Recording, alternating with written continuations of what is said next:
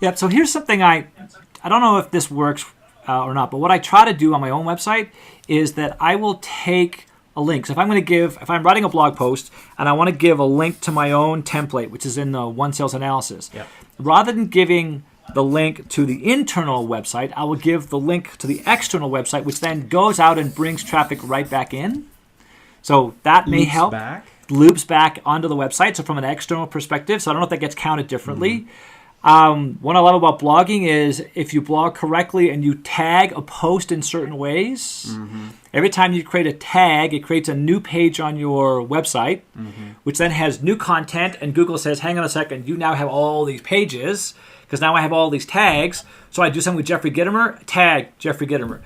Anytime I mention somebody or include a resource in something, I include that tag. And having more pages for my website, again, drives my ranking up. Gets you found. Gets me found. But I think Chris's question was sort of smaller plays that are worthwhile from Maybe address that. Yeah, so here's a strategy that I have thought of and executed very well. And again, most of the time I just consider myself lucky. And when I get lucky, I go repeat, repeat, repeat. So for me, what I started doing was commenting on popular blog posts. So I'll find a blog that's very popular, and it's pretty simple to go find the top 25 sales blogs or whatever. So I found a blog post, gets a ton of traffic. I watch it, I read it.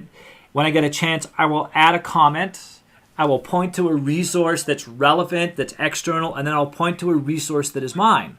So this One Sales Analysis, on one occasion, a guy named Jeffrey James wrote a blog post about how to outsell everybody, and I posted a comment on his blog. Supporting it. And then giving a link to something that was mine that drags them back to my website. A relatively famous author saw it, filled in the form. So I'm a big fan when someone fills in a form of following up on MIT did some research, says 5-minute follow-up gets you 100 times more likely to talk to the person than if you wait just 30 minutes to follow up. So I phone this guy up. We have this conversation. Next thing you know, he's talking about the fact he likes my content. He sends an email to his entire list. And I had 300 people filled in the form in like 24 hours. And then a few weeks later, he wrote a blog post about the exact same thing. And I had 250 more fill it in again within the week. And I, almost on a daily basis, page 66 of his book, he talks about this cool thing called the One Sales Analysis. Every single day I get people filling the form based upon them reading his book, coming to my website, doing the analysis, and then they go buy my book. So one single form fill.